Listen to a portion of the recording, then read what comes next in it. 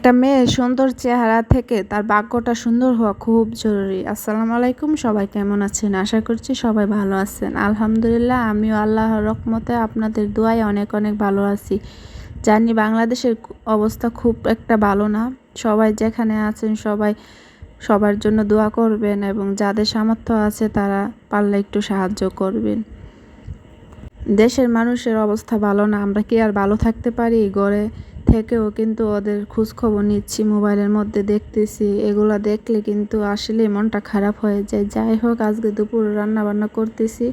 কালকে সারাদিন অসুস্থ ছিলাম, তাই রান্না করতে পারি নাই, রাত্রে রান্না করছি। তো আজকে তো রান্না করতেই হবে, তাই দুপুরে রান্না করতে চলে আসলাম।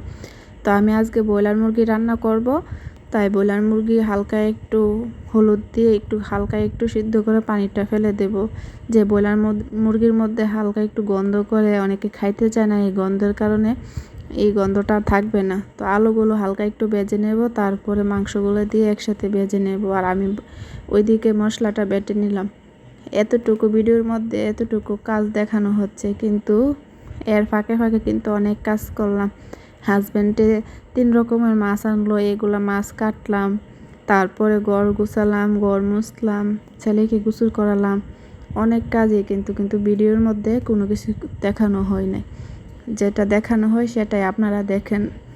বা কেউ দেখে কিনা তাও জানি না, আমার ভিডিও কেউ দেখবে কিনা তাও আমি জানি না, কিন্তু আশায় আছি একদিন না একদিন কেউ দেখবে, তাই আমি ভিডিও করে যাচ্ছি ধৈর্য ধরে।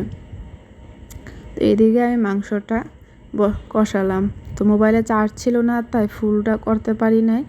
তো আমি মাংসটা রান্নার শেষে আমি উপরে বেরেস্তা দিছি, তাই পেঁয়াজটা একটু কমই দিলাম। উপরে বেরেস্তা দিব, তাই একটু পেঁয়াজ কম দিয়ে রান্নাটা করলাম। তো মোবাইলে চার্জ ছিল না, তাই সবটা করতে পারি নাই।